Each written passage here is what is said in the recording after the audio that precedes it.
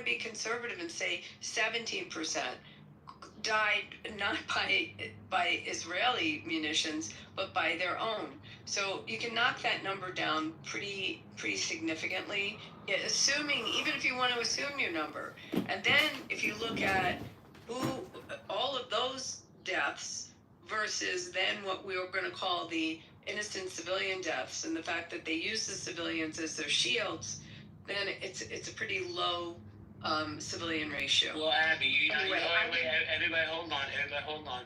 Abby, you're not using the Jew calculator. So anytime Israel's involved in any conflict, you got to multiply it by 3. Yeah, probably. But I actually 10 seconds. Wait, I actually came up to talk about Iran. With respect to what they did, and I think people really have to focus on this. And there's a shit ton of articles. I'll try to get some of them. The level that they were at, they had hit threshold capacity, which is around 60%, a while ago, like months and months ago. And once you hit that threshold capacity, it's only a matter of months that you can go from the 60% up to around 80 to 85%. And then it's a cakewalk to finally get to the 100% level, which they were perhaps weeks away, like not months away, weeks away for breakout. One of the problems with JCPOA is that our lovely last president never considered the problem that they didn't stop the ballistic missiles and the ability to deliver these bombs. So although they were stopping the proliferation of the nuclear bomb and the nuclear device, they didn't stop the way it could get delivered. So that's all been there, and they've been still developing their ballistic missiles and their other forms of warheads along this whole track. But the concern was after they hit that threshold capacity that they were so close, and it put the world at risk. It obviously put Israel at risk. It put the United States at risk. It put other Arab nations in the Gulf region at risk.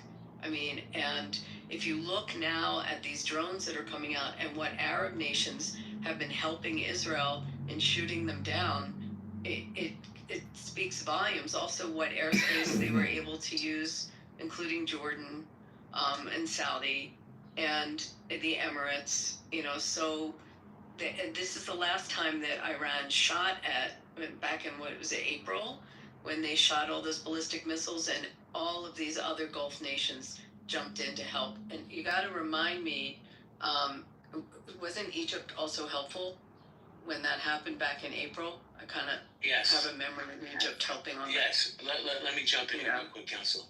So the first thing after these attacks from Israel onto Iran, the first thing the Iranian regime did, they didn't start shooting missiles back. They secured their power.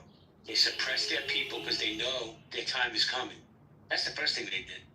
So let me go to, this is the cue. AEF. I'm sorry. Mazri, you gotta let me run my room, brother. Please. You've got plenty of grace and space, but I gotta get new speakers. Sure, I just needed 10 seconds if you may. No, it's always 10 seconds. But I need to get new speakers. I'm gonna go AEF, Roz, then OG Fred, and Andy in the control. AEF, how you doing? AF? Are you there? There you are. Did you want to chime in? Yeah, I want to say that nearly 70% of Gaza war dead verified by the UN are women and children. Are these Hamas soldiers? A lot of the women were soldiers as well. Women were helping in the combatant. That women were not completely innocent. If you look at the videos of October 7th and the women that were crossing over into Kfar Aza and Kibbutz Be'ari, there were women coming in on bicycles, ATVs, that were looting and stealing from the dead. That they were the third wave. Yes, there were women as well. What about the kids then? So what about the people that just die of natural causes? How do you feel about that? You think that happens with 2 million people? What do you think the percentage is? 2 million people, population. How many die of natural causes? You can probably Google that. What do you think? What are the natural causes? What's a natural cause? I don't know. They're old. Old age, heart They have conditions. cancer. Let's see. They have cancer. They're old. Guys, what's a natural cause? Wait, Abby, let me ask you a question. Wait a second. Let me ask you a question, man. Do you have any issue with Hamas hiding in the hospitals, mosques, and schools, putting these people's lives in danger? Hamas stealing all the aid from their own people? Do you have any issue with any of that? Yes, of course I have issues with that, but they could attack only the Hamas soldiers. They could avoid the fucking civilians. But if the Hamas soldiers are hiding amongst the civilians in hospitals, mosques, and schools, how do they kill the Hamas soldiers who killed their citizens? How do they do that? They can literally do an operation. You think so? You're head of the military. How are you going to get rid of them? You got urban warfare. How are you doing it? You're a brilliant warrior. How you doing it? Army versus like what you call them in terrorist groups, so they are not really organized. So you can Really. So the times where they were all under the hospital, you can just go in and take out and under the school, right? I mean, come on. And by the way, AEF or whatever you are, how many Germans died in World War II? How many civilians? Does Germans have to do with Yeah, Germans have a lot to do. How many Germans died?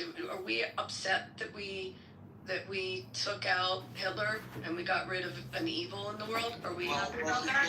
You happy that we did that? It was an army versus an army. Wait a second. AF, let's get to the point, because if it's going to be a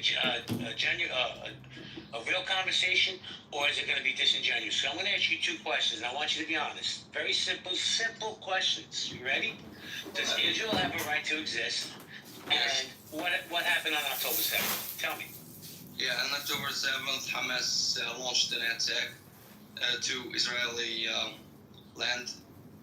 Wait. So they didn't. So you're saying that Israel is a bad guy because they kill civilians, but Hamas killed 1,200 civilians in one day. That's okay. 1,200. There was a land thing.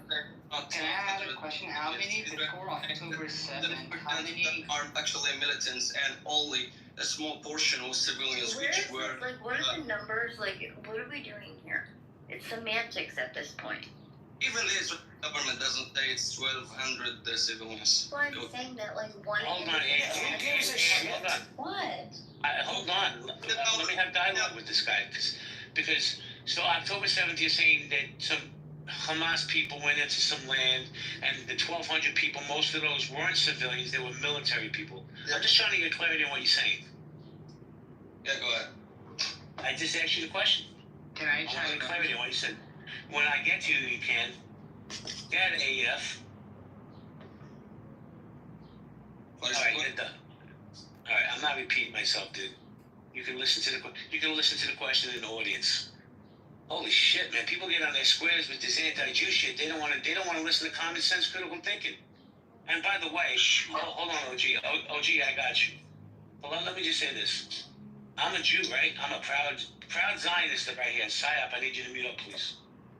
But I also call out the Israeli government when they do something wrong. I'm not blind. I'm not deaf. I hear what's going on. But to say that some Hamas guys came into the land and they killed military people. No, they killed civilians. They put babies in ovens.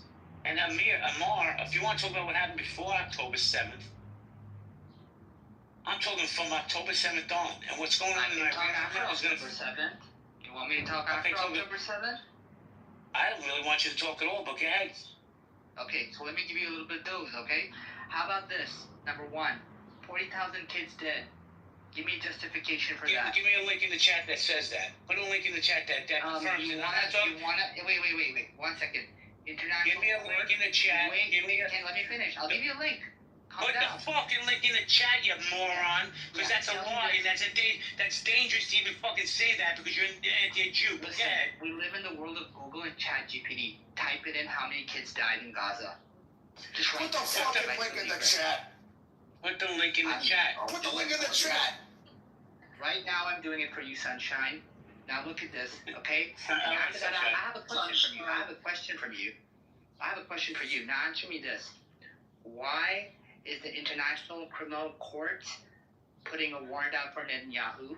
Because the International Criminal Court is full of Learn shit. to be quiet when someone else is speaking. I just right? answered your question, but next question, please. No, next question is very simple. Why is the world calling what's happening in Gaza a genocide? The world is not in agreement about this. That's an argument to authority. It's bullshit. Appeal to crowds. Listen.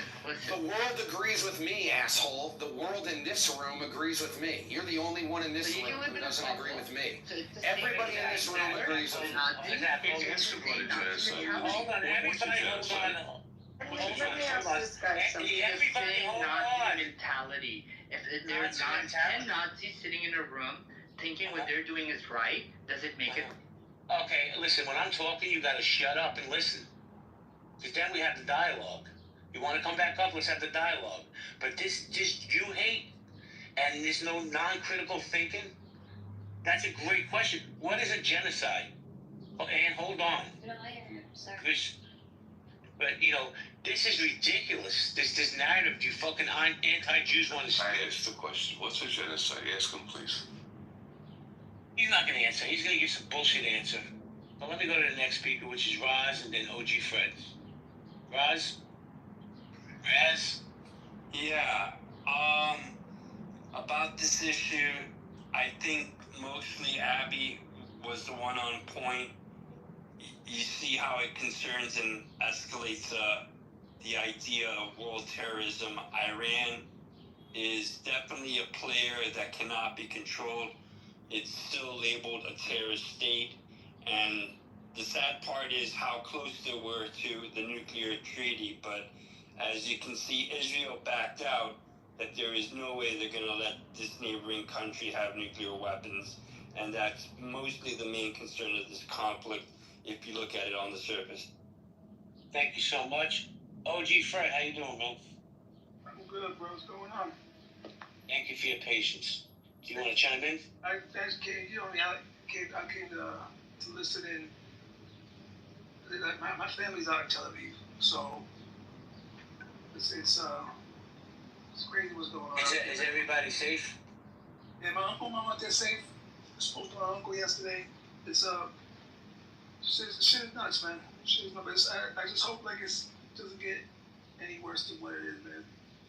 Well, I hope your family stays safe, bro. Seriously. If you want to chime in, just raise your hand. Got you. Thank you. I'm going to go to one of my favorite speakers on this subject, my man Harry Balzac. Harry, what's up? What's up, baby? How you doing? I'm doing great. I don't know about some of these anti-Jews, how they're doing, but that's on them. You want to chime in? Yeah, no problem. I mean, this is the same rhetoric we've been hearing for, at least for right now, for 2 years, even before that, before this whole thing happened. Now, what this guy was saying about these numbers about the innocent children, let's see where those numbers are from, because the UN is not on the ground there, right? So the UN has no idea what the hell's going on. Those numbers come from the Gaza Ministry of Health, which is run by Hamas. So if we're going to start believing numbers that a terrorist organization puts out there, then, I guess all humanity's lost. I don't know. I guess we're going to start believing terrorists and what they say, right? So Yeah. that's all you need to say anytime they bring up that information, JB, is those numbers come from Hamas, and they're not accurate at all. I agree. Thank you, Harry. So, by the way, before we continue this conversation, I'm just going to say something to Ann, and I'm waiting for that information. You know what I'm talking about? Oh, yes. Okay. And can I get in the queue? You can go right now, then I'm going to go to Sabrina, then Andy. You going to go? You said Sabrina and then Ann. No, I said you can go right now, then I'm going to go to Sabrina and Andy. Oh, I didn't hear you say Amy. Okay. So I posted a link in the chat. So I find it to be concerning that Netanyahu told everyone to take shelter, but to stay close, and they have him. He fled the region and they located the plane essentially in Greece somewhere. So to me, You're gonna leave your people, tell them to take shelter and to stay close, but you leave? What a little, that's sickening to me. And I have a problem with that. And I don't know why no one's talked about it. JB is from Al Jazeera. Come on, give me a break. What'd you say? I didn't hear you. Your link is from Al Jazeera. It's not a viable news source. Wait, what do you mean? No, there's many other news sources.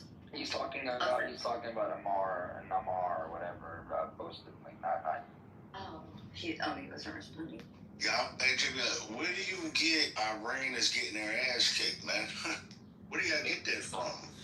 From things I read online. Oh yeah, because there's things that 2 F-35s were shot down. Israel actually has more casualties right now. That's because Iran is fighting into civilian areas. So of course, there's going to be more Israeli casualties. Israel's fighting into military areas where there'll be less casualties. Does that make sense, Saya? It's actually bullshit what he just said. By the way, there's first of all, you don't rate. You're mad, faggot white boy. Shut the fuck up, pussy. You see? There you go. I'm Latino. I don't side with no Israel. I don't side with MAGA. We're aligned with China. We're aligned. Okay, are you done? I didn't get 2 words off, and he started personally attacking me. You see that? That's how you know people are wrong. So, by the way, there's no actually official reports of 2 F-35s being shot down. That's been debunked, and that's bullshit. And we don't rate winning a war by how many casualties there are. You rate winning a war by taking out intelligence posts, military bases. They just dismantled their nuclear program. They set that shit back 30, 40 years. If not, they took it out completely. They took out key head scientists, nuclear scientists. The IRGC commander-in-chief they took out in their beds. Yeah, but I think that they did kill some civilians, right? Listen, the buildings that they were targeting in Iran are in areas, and I've talked to people that are on the ground there, that have family on the ground there. Those people live in certain areas, in certain cities that are only allowed with IRGC officials that are allowed to live in those buildings in those areas. So I don't know if you consider IRGC people civilians or you consider them part of the IRGC, right? Well, let me jump in here real quick. Nye, Anthony, are you there? Nye, or Anthony? Yeah, I'm here. You know what's amazing to me, Nye? That the 2 things that really trigger people the most on this app is anti-Jew rhetoric, or anything with Israel, and racism. It's amazing to me the disingenuous context that people bring to stages because they have so much hate for either a race or a religion. It just fucking blows my mind, bro. But let me say No good one morning. responded to what I said. Like, not one person had a reaction to that. About Netanyahu, no take. What did he say? No, He fled. Yeah, but he fled, and he told everyone else to stay close, take shelter, and to stay close. But he's not. He fled. Where did he flee to? Well, they say that they tracked his plane essentially to Greece, but he's not Put the there. article in the chat. Put the article in the chat, and I'll take a peek at it, and I'll comment it. I can't go keep looking through the hundreds of comments, and just put the link in the chat. Thank you. Holy shite. Well, because nobody paid attention to what you said? No, I'm just shocked that there was no take on that. Like, everyone's like, Because I don't know if it's true. That's why I'm saying put the article in the chat, and I'll take a look at it. I can give you a take on it if you want. I mean, I'll tell you this, that Israel is smarter than that. They're not going to fucking post information on the internet to where their leader is, or if he flew on a plane. I think it's all diversion tactics. So, and even if he did, I don't know what that would change. But, so that's. Let me read the article she's going to pin. But let me say good morning to Sabrina Carpenter. We have a celebrity on stage. Then we go to Alpha and Maku. Sabrina, good morning. Yo, you forgot about me. Yeah, I'm sorry. I'll go to you next, Andy. Sabrina, are you there? Sabrina? All right, let's move you down then, because if you have nothing to say, there's no reason for you to be here. I'm sorry, guys. We're going to go Andy, Alpha, Maku, and then I want to hear Amir and his bullshit numbers. Andy? First of all, between Syria and Sudan, over 1 million Muslims have been killed, but I don't see people protesting on the street about that. It's only when Jews kill Muslims that makes it bad. That's one hypocrisy. Number two, it's worth reiterating, JB, you said they hid Hamas in under, mosques and schools and houses. All true. It's damage. One of the speakers mentioned how many Germans were killed in World War II. This is a problem when you start a war. There's no real, you killed 1,200 people. And think about how they killed those people. Those people were, it was Saturday morning, they're celebrating their holiday, coming to their homes. They murder, they stab out eyeballs. They cut off breasts on women. They put kids in ovens. They stamped out, they made their spouses watch being raped, their wives being raped. The outrage that this happened, I don't know anybody from Israel, I don't know anybody from Palestine, but I am an American. And when you rape, and you murder, and you mutilate, and by the way, 1,200 people did die that day. But you know the number they don't talk about? How about the 5,500 people who got injured, shot and survived, stabbed and survived? How about the 18,000 rockets that, since Hamas took over, were shot into Israel that they had to deal with during the regime?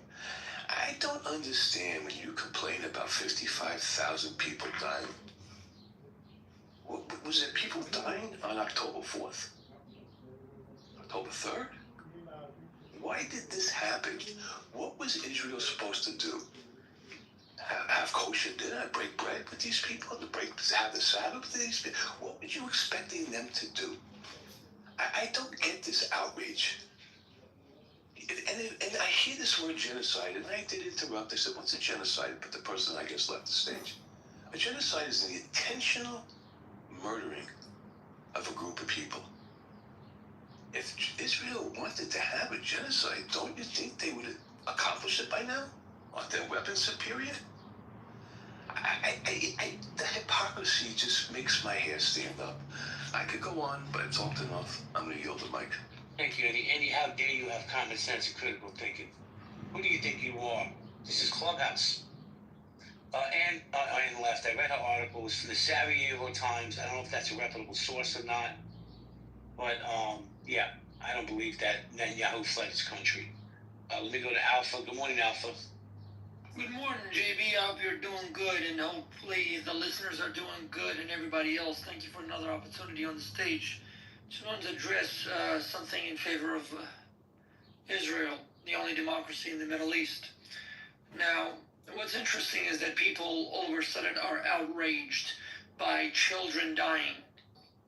Their moral compass is very selective. Their moral outrage is very biased. For instance, an average salary in Yemen is $244 a month. $244 a month. The Houthi-controlled areas, the salary is even less, perhaps half of what you earn in Sana'a. And the Houthis do not use that money that they get through narcotics, that they get through their connections with the cartels and all of these haram people, right, from their haram businesses, towards which no Muslim has any moral outrage commanded by the junctions of their supposed holy books. Now, $2 million divided by 244, that's almost about 6,000 families.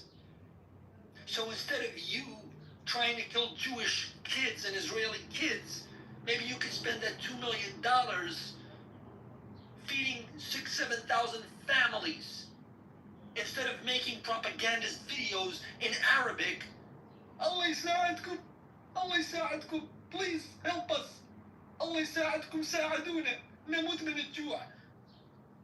So don't act like your moral outrage. Believe me, Your moral outrage is a simple display of utter hypocrisy, nauseating hypocrisy. Let me give you an example.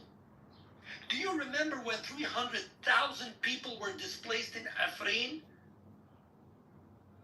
in Rojava, West Kurdistan, or North Syria? Do you know what the Gaza leadership said in their meeting only a week after? This is what Khalid Mash'al, the co-founder of the terrorist organization, one of the co-leaders of the terrorist organization of Hamas, known as Al-Harakat al-Muqawamat al-Islamiyya, right? The Islamic Resistance Movement, Hamas. Do you know what they said about the displacement of 300,000 Kurds, Muslim Kurds, from North Syria? Khalid Mash'al simply said this.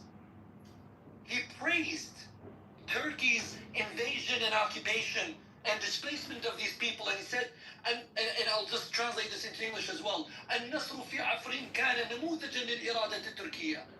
That the victory in Afrin was a study, was an example of willpower of Turkey.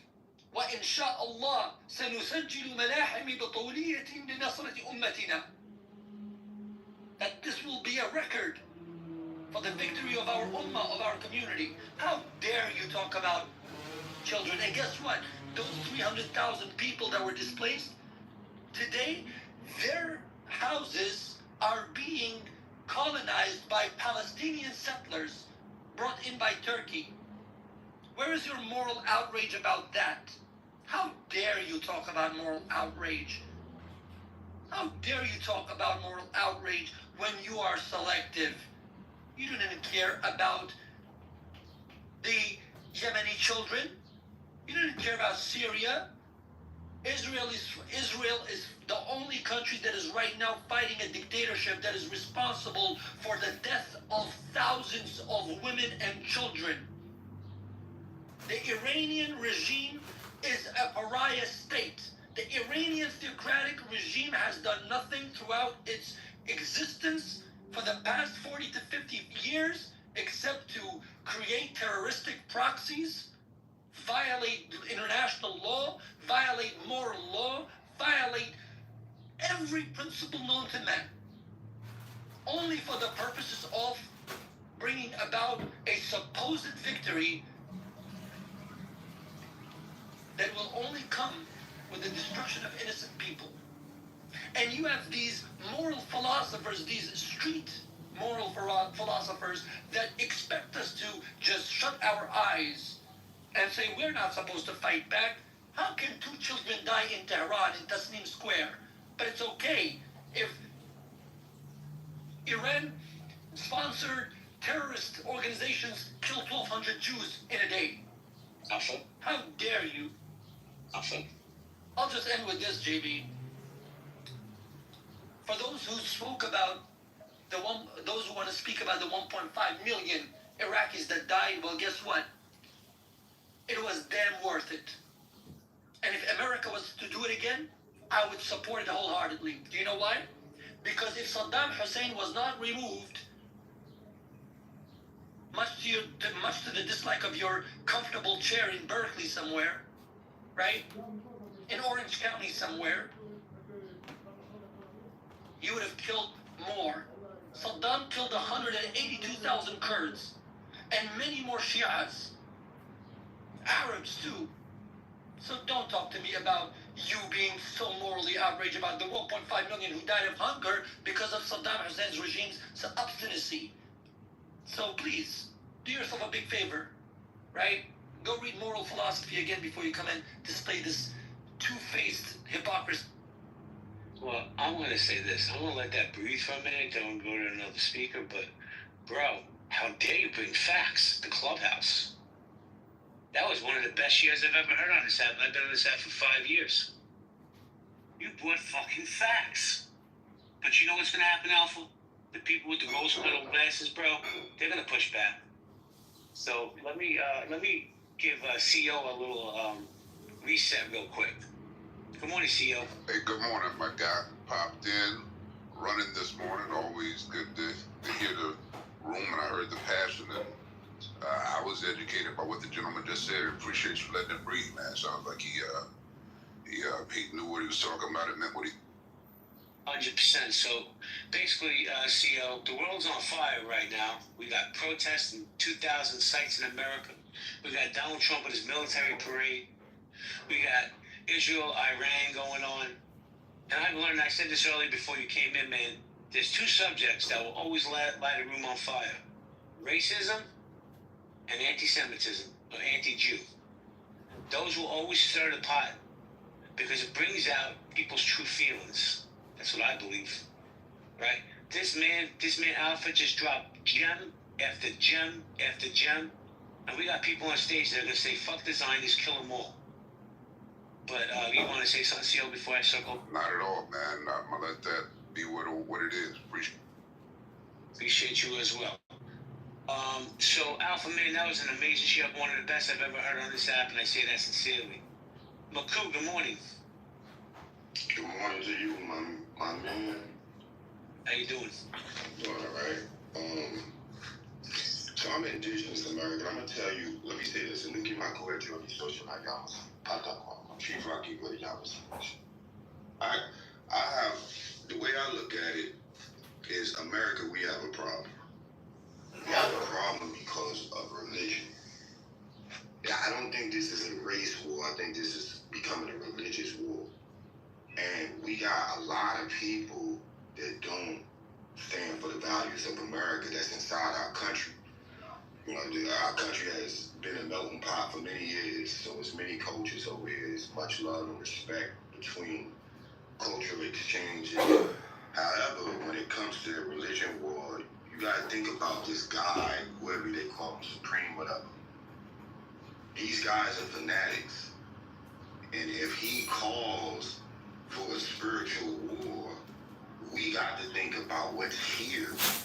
Because they can't touch us. They're not shooting shit over here. They're not invading. They can't touch us. You know, but it's who's inside. And you can see it in the context. I mean, yeah, killing kids is wrong, but we understand casualties. Warriors are warriors. You know, but the context, you look in these texts, it's like you got, I can see like treason in here. You know, I mean, Israel has their issues over there with the Arab world over there. Everybody's forgetting the culture. Neither one of these lands, God's land. Let him decide, you know. And now that it's coming down to the decision, we need to sit back and let God's work. Whatever happens is because God will. That's how we see it. But over here, I just wanted to say over here, my issue is here. You have millions of Muslims over here. You know? And you have people that's I don't know the correct word in English, but it's a word that's kind of like they sympathize, sympathize with these people. You know? And if this guy, I heard a guy talking about Matt, I need you to land your plane, please. I'm sorry? So I need you to land your plane, please. Oh, okay. My whole point is, what are we going to do about the guys over here, the Muslims over here that's possibly cells and will follow that supreme leader if he calls it jihad? What about here? Wait a second, bro. First off, I have Muslim friends that are some of the best people I've ever met. Yeah. So I'm not going to stand on that square and say, you know, all Muslims are bad. No, I'm not saying that. Listen, hold on a second, because you're coming off like you're saying that. What are we going to do about the Muslims? I think the Muslims over here that's sympathizing with the regimes over here. I mean, that's what I'm trying to say, because we don't know. You don't know. And if that supreme leader says it's a jihad, a holy war, that's a big problem. Like I said, I believe there's more good Muslims than bad Muslims. And I don't know about a jihad over here in America, but thank you for your share. I appreciate you. I have some very deep love for some of my Muslim friends, just like my Jewish friends. So I'm going to go to, this is going to be interesting. Let me go to Amar. Amar, go ahead, let's hear your fake numbers. I posted BBC, I posted UNICEF, and I don't know if you understand what UNICEF is. I would imagine you should search what UNICEF is. The numbers are all there. I posted links about the ICC, what they've said, what the Amnesty International, another friend over here talked about genocide, and he tried to gaslight it and wrap it in another bag and sell it. I just posted a link that what Amnesty International. Amar, let me ask you a question. Let me No, I want to ask you a question. Is that how you want to do it? That's exactly how I'm going to do it. Oh, lovely. Oh, you're in your feelings. Let me ask you, is there a genocide going on in Gaza right now? 100%, not by me. I'm not saying this. The world is saying this. International bodies are saying this. International reputed organizations are saying it. Not me on Clubhouse. Everyone else. So when the aid gets to Gaza, whatever aid there may be, who keeps that aid? Does the Palestinians get it, or does Hamas take it and not give it to them? Oh, nice try. I like what you're doing. So you're trying to say, hey, wait. Let me finish. Now, don't interrupt. So you're trying to divert this by saying there are people dying. There's aid that's going to get to them, but you're saying no. We're going to block the aid. You know why? Because we know that aid is going to go to Hamas, and you're going to block it. You're going to let people starve to death, die by this rhetoric. Nice try. The world isn't buying it. Let me ask you a question. Let me finish. Wait a second. Abby, I'm going to come to you in a second. Hold on. I'm just curious. Just one quick question, and then I'm going to hand it to Abby. Were you on that boat with Greta Thunberg? I'm just curious. No, I just watched the media like everyone else. Nice try, JB. Again, trying to gaslight. If the gaslight has a definition, I'm the gaslight king.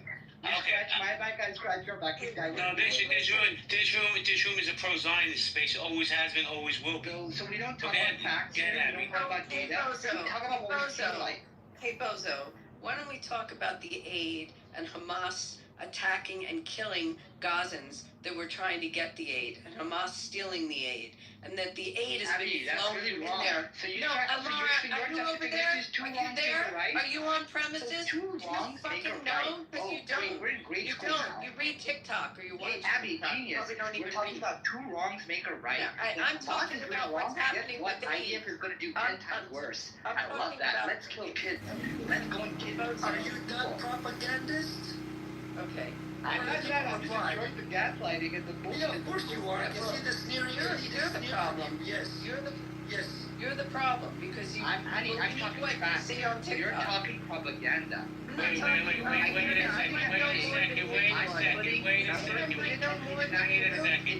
a second, please. Where are you based out of, Hammer? Hammer the Hammer?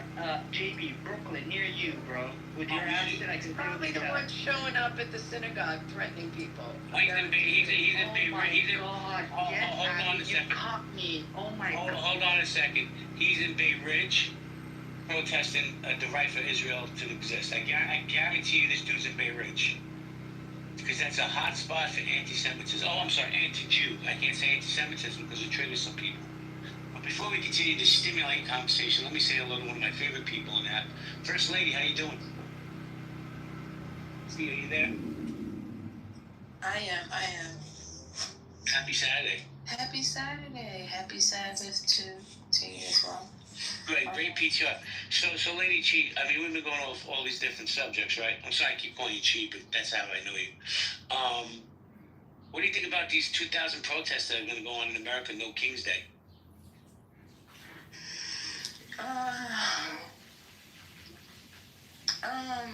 Protest is fine. That's your First Amendment right. I don't like it when it gets out of hand and turns into something else. I don't know about the No Kings thing. They were talking about it yesterday. I still haven't done my own research, so I can't really speak on it yet. But yeah, that's how I feel about protesting. Protesting, as long as you can keep it peaceful, then I don't have a problem with people, exercising their First Amendment. What do you think about what's going on? I just saw the videos of Philly where they've boarded up most of Walnut and Chestnut Street, the stores. I don't know in other cities. I know I don't know where you are, First Lady, but different cities are all anticipating looting. Oh, that's horrible. No, I haven't seen it. I actually haven't checked on the news since yesterday, so I didn't know that they were doing that. Wow. That's most of the big business streets. Have they been doing that in Manhattan too? I haven't followed. I don't know if it's in Manhattan right now, but what I do know is they're anticipating between 75 and 100,000 people in the No Kings Day protest in Manhattan. It's by Bryant Park, which, is a pretty nice area. Listen, I will bet anything there's going to be looting, there's going to be chaos, and I don't think it's the protesters. I think it's the outside influencers that are paying for this, and these bad actors that integrate with these protests.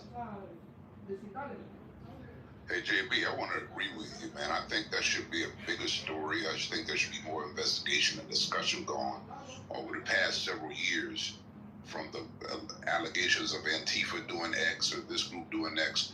These protests that are generally peaceful, they're people who are incentivized to create chaos, to attack protesters, and it's happening now. Even with this LA thing, there's multiple reports and people to look at it, where there are people being hired to come in and do stuff, and who benefits from there being chaos at a protest. And I think it's worth having more discussion about this. Oh, you're so spot on. You're really spot on. I think they have been. I mean, there's been some, not just investigation, but they've actually found that there's some foreign government influence on this, and you'll see people wrapped in scarves and covered faces to try to hide who they are. But you're absolutely spot on, and they've tracked it back to some foreign actors on that. But you're right, it's a big issue. Well, I'll say this, Abby. I don't remember the gentleman's name. First off, I put an article on top. Cheat. You want to know about No Kings protests against Trump's policies? From what I understand, there's over 2,000 locations in America, Mexico, and some European cities are going to be protesting as well. I don't know why they're involved, but they are. So here's the thing, Abby. I've never been to LA. I know some people in here, I'm not trying to dox him, but CEO, he has some connections out in LA. If you watch some of those videos from those LA protests against ICE, there were people out there waving Palestinian flags. I'm like, what the fuck does that have to do with ICE? From the river to the sea, they were chanting. It's bizarre how all these organizations are integrating with each other.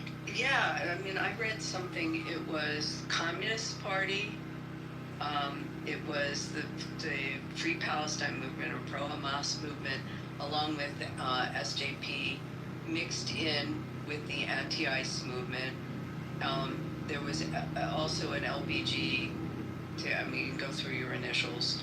And I forget, there was a fourth one, another big one that had joined in also. And it's a weird combination of lots of groups all converging in these protests. Well, I tell you what, I saw this. I don't remember the gentleman's name. He's an American that was in Shanghai. He's a multi-millionaire or billionaire, and he is funding almost all of this. That Congress wants to do an investigation into this gentleman. It's just bizarre to me how, and by the way, the PSL, which is one of the organizations behind all these protests, they got $33 million in governmental funding. How the fuck is that possible in this country that we're funding these organizations? And I don't want to hear freedom of speech and all this other bullshit.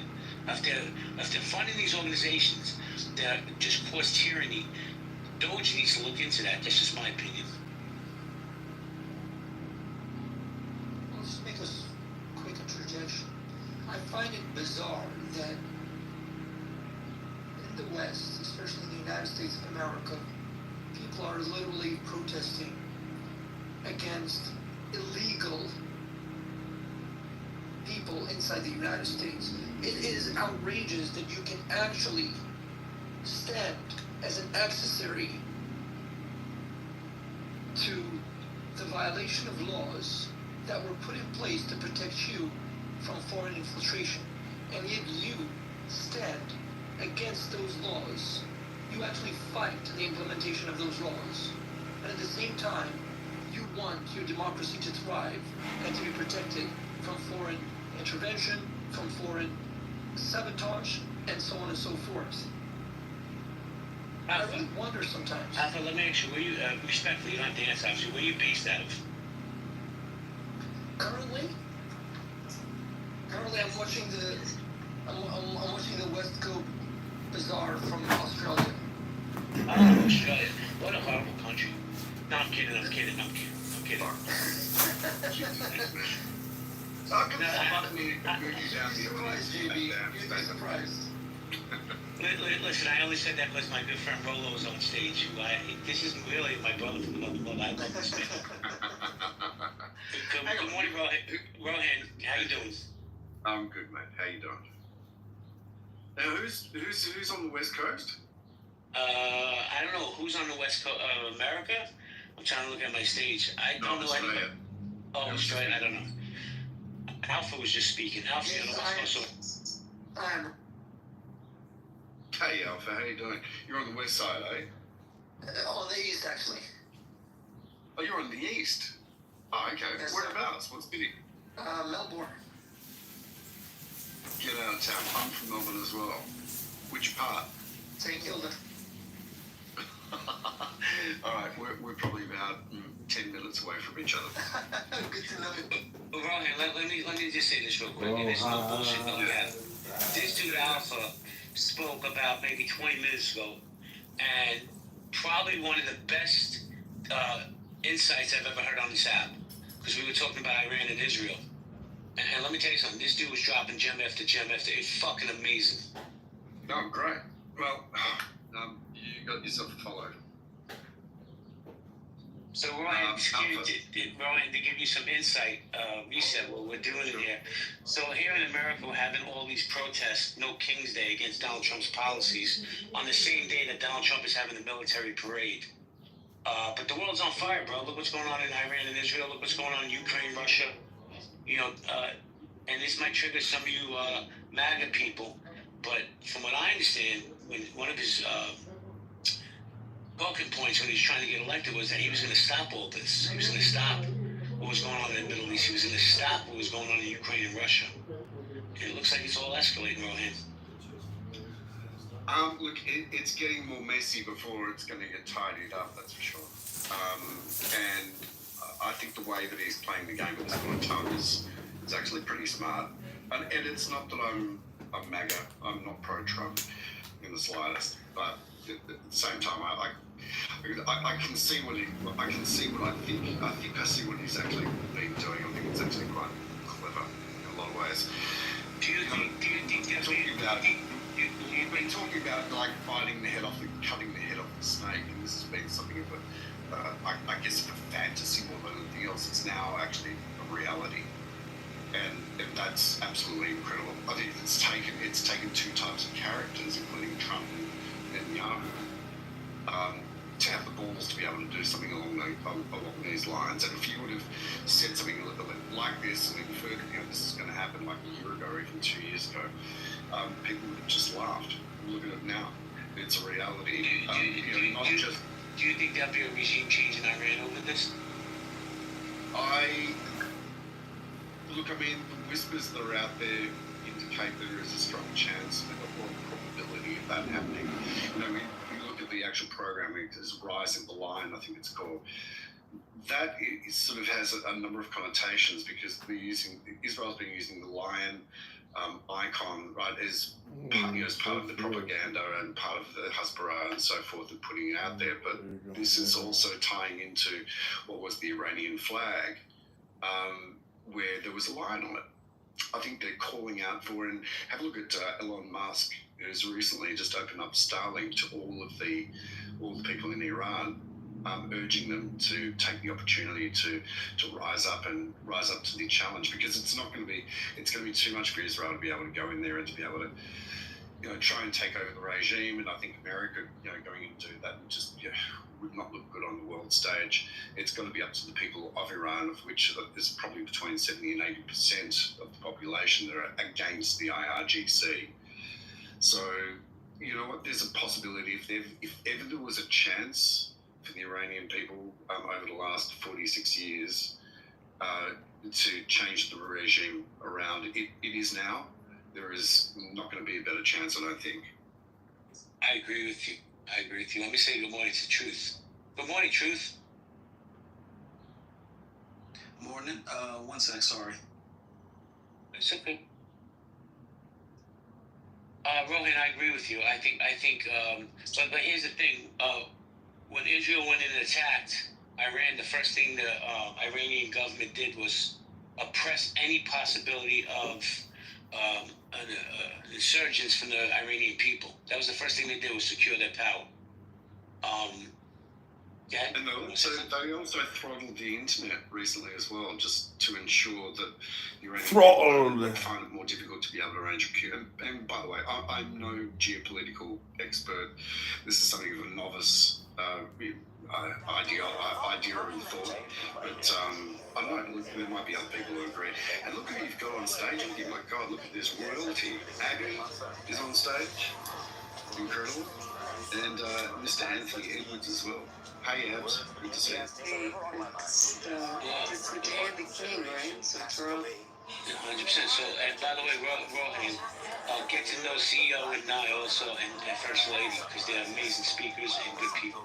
Hey guys, nice to meet you. First Lady's a great speaker. Oh, that's too kind. Thank you. I appreciate it. By the way, guys, if anybody's interested in having a really good dialogue, First Lady runs one of the best rooms on the side, politically correct. She may not always disagree with you, but she's always going to come back with kindness and respect. So follow Lady Chief, First Lady, and you guys will have a great conversation, I promise you. So we're going to go popcorn style. I was going to say to her, I try to go in there, but someone they mod sometimes has me blocked, so I can't always get in there. But when I am, your rooms are very helpful, very insightful. JB, just a fact. Can I drop a fact? I'm not sure if Truth is you. If Truth, you're here, I can go after you. If not, I would like to drop. Oh boy. Drop some knowledge for those who are fiendishly supporting Iran, and they think that Iran is the victim here. No, Iran is the perpetrator of many deaths. Iran has done nothing but create dementors, in the words of Joanne Rowling. All success to her, evermore. A great writer. In 1980, just before the start of the Iran-Iraq war, an Ayatollah was put under house arrest who was supposed to succeed Ayatollah Ruhollah Khomeini, and his name was Ali Hussein Montazeri. Ali Hussein Montazeri published his memoirs in Los Angeles because he escaped Iran, and he published his family published his memoir in Los Angeles, and in his memoir, published under the Persian title of Khatirat Montazeri, which means basically memoirs of Montazeri. In that book, he says that we executed 30,000 virgin Iranian females. 30,000 virgin Iranian females. And he says Ayatollah Khomeini passed a fatwa, which is the Islamic term for religious decree, saying that these women will not enter heaven unless they are cohabited with or subjected to sexual intercourse, and then they are executed before the morning prayer ends. Before the end of the morning prayer, which is known as Salat al-Fajr in Arabic, meaning the dawn prayer. Now, he says, I objected to that vehemently, and I found it to be morally outrageous.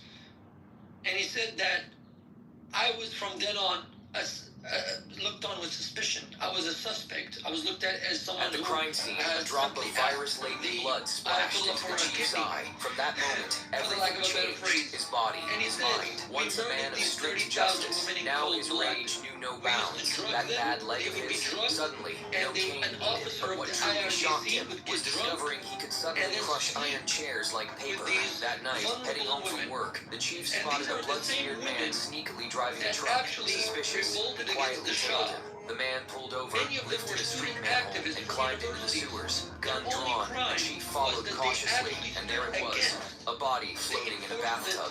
The man was about to dissolve it with strong acid. The sight sent the chief into a blinding rage. Even though the man pleaded, claiming he was just a cleaner, not the real killer, the chief advanced on him slowly, Anything about fists Iran clenched. or the ethnicities inside Iran, and you have no clue. You have no clue.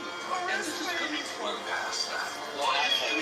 next day, the chief hit up a bar, cornering a guy nicknamed Toad. The cleaner had ratted out. He ordered Toad to come down to the station for questioning, but no one expected the chief, usually calm and by the book, to suddenly snap. He threw punches like sledgehammers, flattening a group of thugs. Then he grabbed the sneaky Toad by the collar and demanded answers about the unknown corpse. Turns out, there was a back-alley plastic surgeon for the mob. He used Toad to clean up his victims. The chief crammed the man into his trunk, and under his guidance, found the surgeon's underground clinic. Inside, he caught the surgeon in the act, preparing to operate on an innocent woman. Even more horrifying nearby, jars with something creepy floated in liquid. The chief's fury boiled over. He knocked the surgeon down. He was ready to deliver justice right then and there. Let me jump But unexpectedly, the surgeon's words snapped the chief back to his senses. But when the chief brought him in, planning to charge him through proper channels, he was shocked to see the surgeon use his connections to slip through justice, and to make it worse, he even strutted into the mayor's party like nothing had happened. The chief had had enough. He followed the surgeon into the restroom, ready to handle things his way. The Middle East,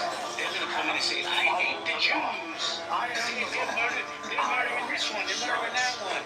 And then you got so sent up to like, yeah, that doesn't matter. It was only 12 Jews. Should have been more. You see what I'm saying? Yes, I do.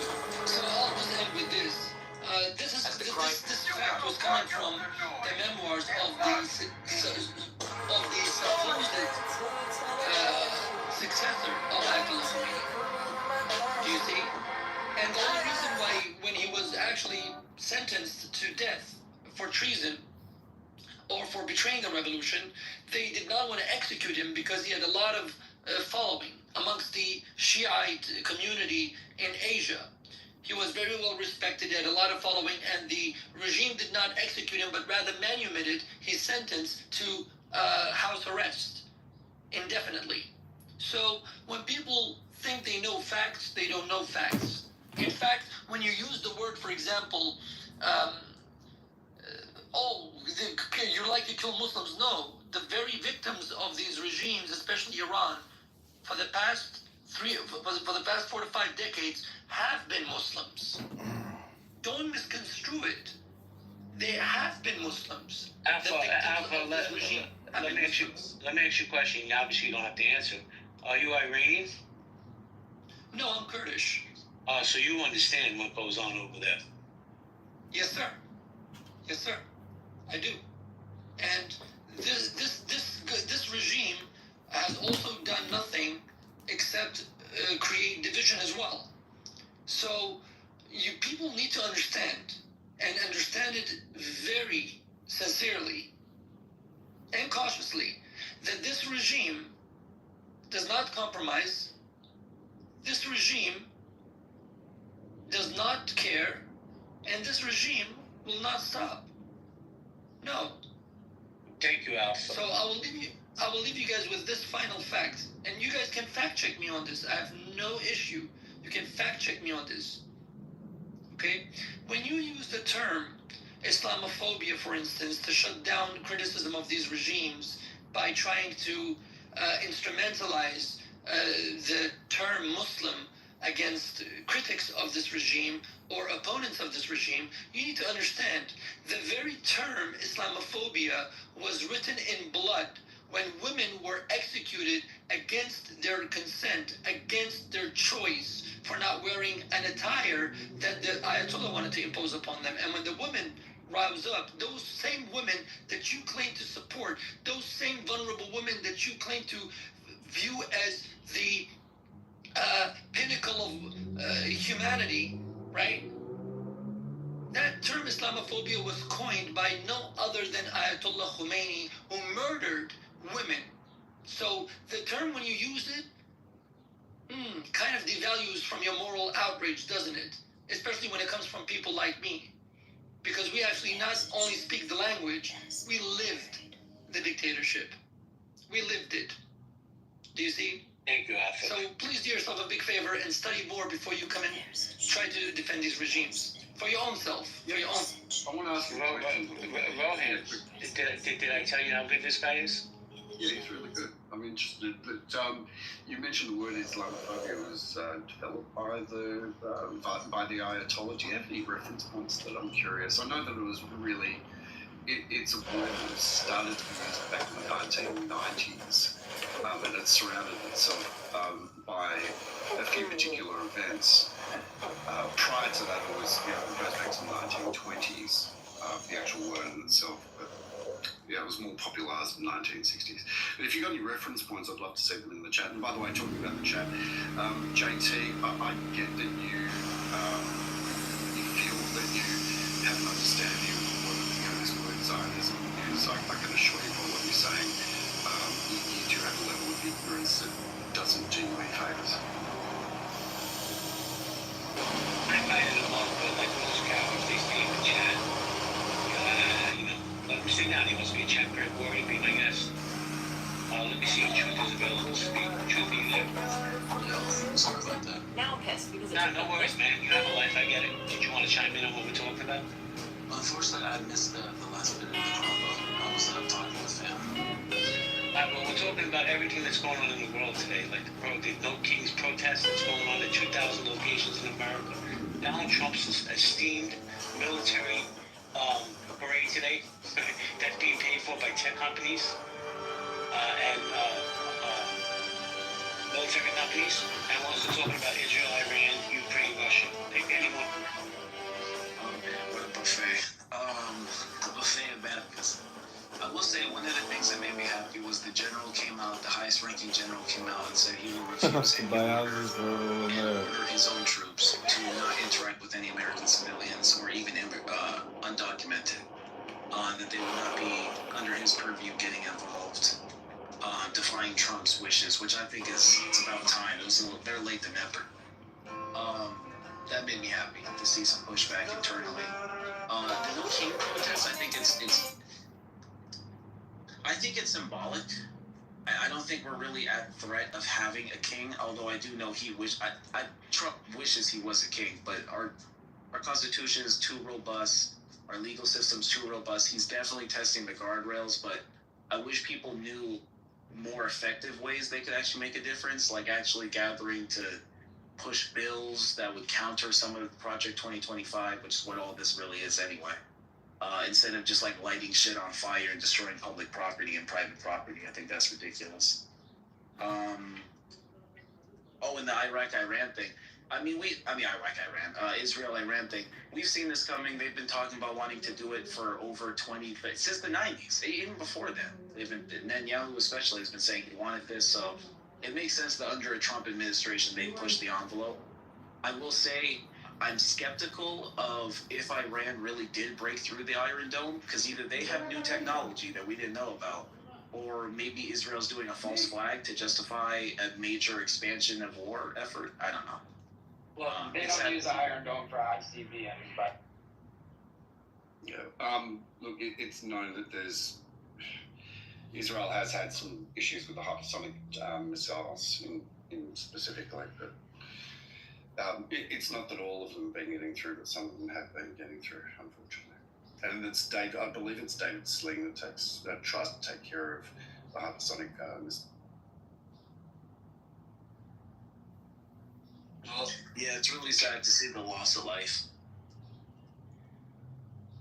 The difference is, Truth, Israel's firing at military objectives. Iran's firing at civilians. So there's that, but nobody wants to talk about that. Yeah, that makes sense. Yeah, Israel's strikes on Iran were actually really sophisticated. Kind of dispels their own narrative that they can't do that in Palestine, though.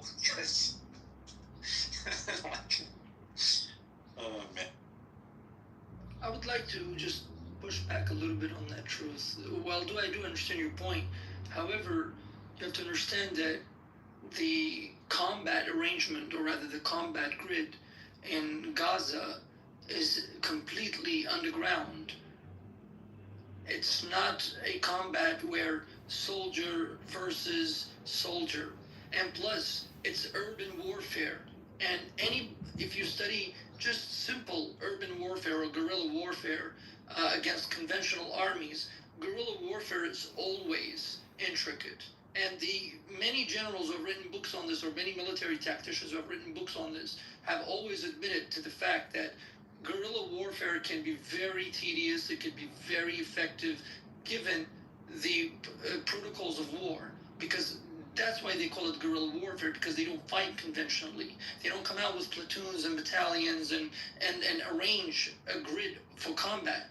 No, they do sneak attacks, they do surprise attacks, and if you look at the way the Hamas terrorist organization and leadership voted for by a majority Democratic vote, that has come to really destroy the fate of these innocent people that they have used as shields for their own political gains, not for the sake of the people.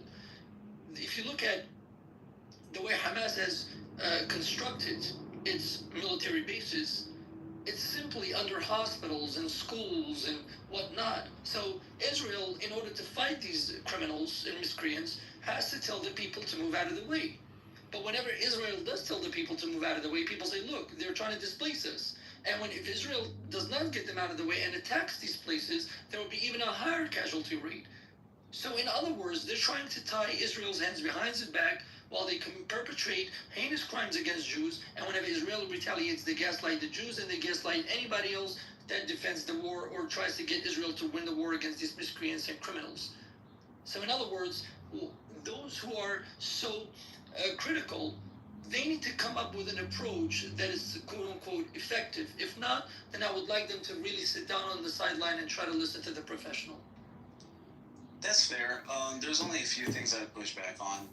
I hate the narrative that Hamas was elected, because especially as an American, I think it's just very strange to use an election as a way to justify the treatment of people. Right? It's like I'm 33, I witnessed multiple elections, and at no point did I think that, this person who was elected truly represents the country, and everything that the country does is therefore reflective of what this administration is doing. Who the fuck has ever felt like that?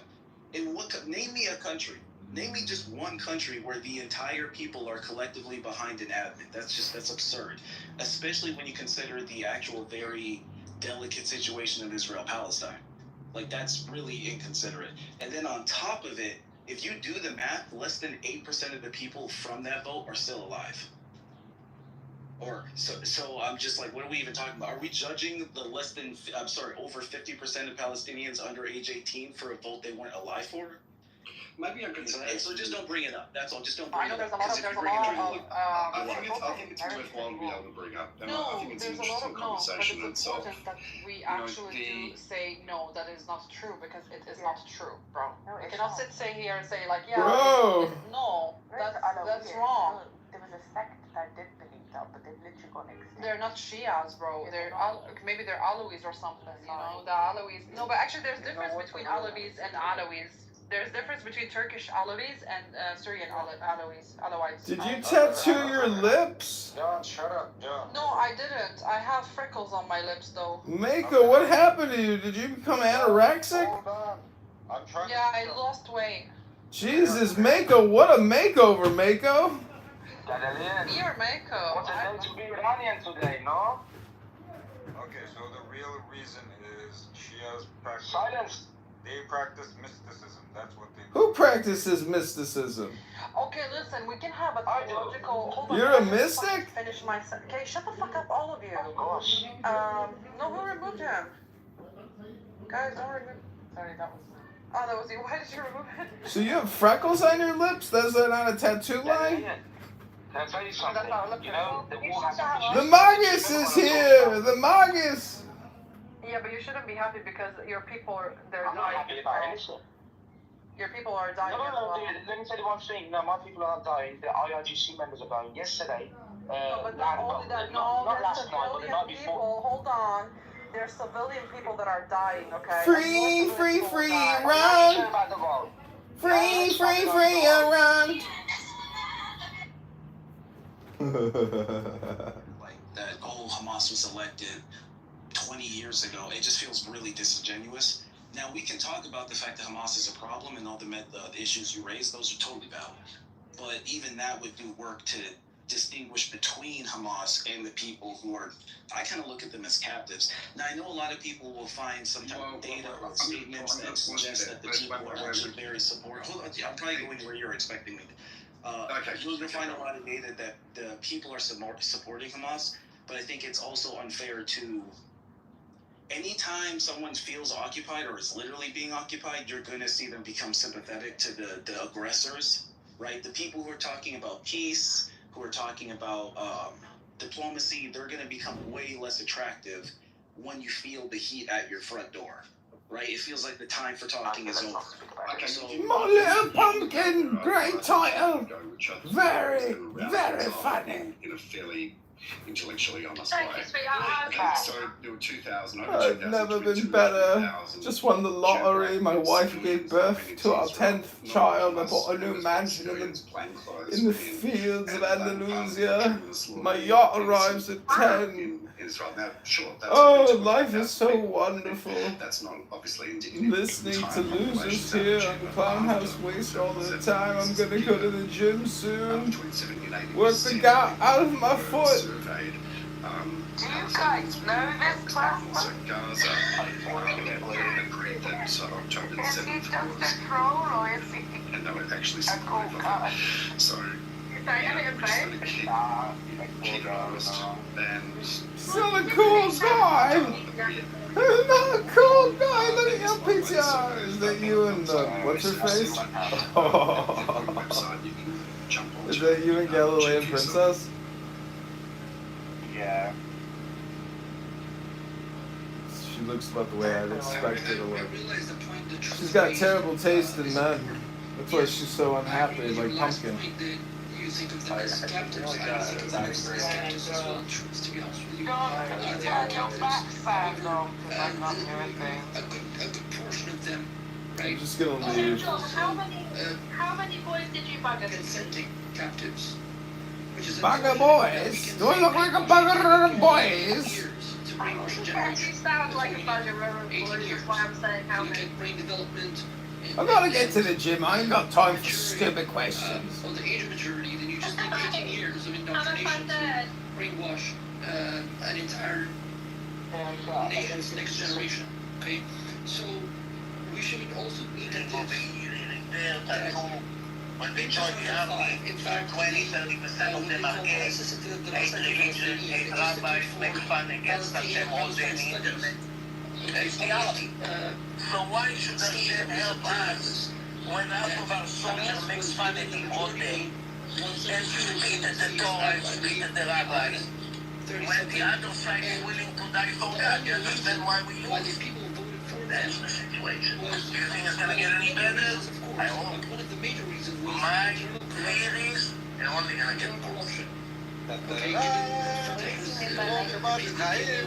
handedness and kleptocracy, and this is something that was actually admitted by Rashid Khalidi in his recent book, The 100 Years War on Palestine. And even Rashid Khalidi, being a staunch critic and opponent of Israel, has been forced, or rather compelled, to admit the corruption and the insidiousness, or should I say, the inhumane methods of governance by the PLO. For instance, I'll give you an instance. Caroline Glick, who has been at the forefront, a good, or should I say, prominent Israeli diplomat, was at the forefront of these negotiations with the Palestinian side or the PLO, or the Palestinian side, or the Arab side, however you want to term it. She mentioned that, for instance, there were about more than 20 independent Arab news outlets under the quote-unquote Israeli military occupation. Okay? This is in her book, One State, The Israeli Solution. Very great book, very informative. And she says, in 1994, when the Oslo Accord was established and signed, the Palestinian side were supposed to take the legal work on themselves, and they were tasked with basically implementing the laws, right? And how can I say, to make that place livable, to make that place livable, basically, to develop it. The first thing they did was shut down every single of those independent journalist outlets and news outlets. And you have to ask yourself why. Why did Yasser Arafat and the Palestinian authorities did that? Why did they do that? Because they knew. Because they knew that these news outlets will also expose them. You see? So at the end of the day, truth, I think the dynamic is very, how can I say, very colored. But we have to also understand something, that if I vote for a government, right, let's say, we all know that the Democratic vote went to Joe Biden, okay? I'm not gonna buy that, we stole the election. No, Joe Biden won the election, right? Obama won the election, fair and square. So when they won the election, and the moves that they've made, right, we as voters, we take accountability. We say, look, we voted for them, now they're doing this, so we have a duty, we have a responsibility. We have to take accountability because we voted in. But unfortunately, truth, that works because the way we are educated about civic rights and civic studies, they're not educated like that in Gaza or in any place in the Middle East like that, because those institutions do not exist. You raised actually a lot of good points who help kind of shift my perspective a little bit. I appreciate it. I disagree. Oh shit. Yeah, we want to talk about the whole truth. We want to talk about taking accountability. Nobody's taking an introspective position on Israeli society, and the current prime minister has contributed to this issue. Nobody's talking about how the fact that in 2018, Netanyahu basically supported and allowed funds to go to Hamas. So we want to talk about the whole truth of this. We have to go to it. That's all. What's up, Fadi? Go ahead. You wanted to say something? Go ahead. So, Shape, number one, have you ever been to Israel? No. Have you ever been to Lebanon before? No, I've never been to Lebanon. It's an irrelevant question. No, it's not irrelevant. No, going to a country doesn't make you some kind of, in some better position to comment on. Thank you. I think you actually just proved my point. Actually, I did not. Hang on, wait, hang on for a second. We can have a conversation. Conversation to me looks like we just have one voice at a time rather than talking over each other. Or one response to the other, which is what I'm doing. Okay, that's great. Okay, so yes, I'll listen to you. Awesome and great. Let's go with this. You were making mention about Israeli society, and I didn't want to assume that you'd actually been to Israel and have any sort of element of, I guess, an idea of what Israeli society is all about. And yes, Netanyahu did allow funds to be able to go through to Hamas at some point in time. It wasn't about supporting Hamas as an entity in itself, but you'd probably be aware of that, I presume, or not. Would you like me to maybe fill in some blanks? Well, so a couple of things. You mentioned you're interested in where my passport's going to stand. I've experienced Israeli society in many different ways, by speaking to Israelis, by observing what they say.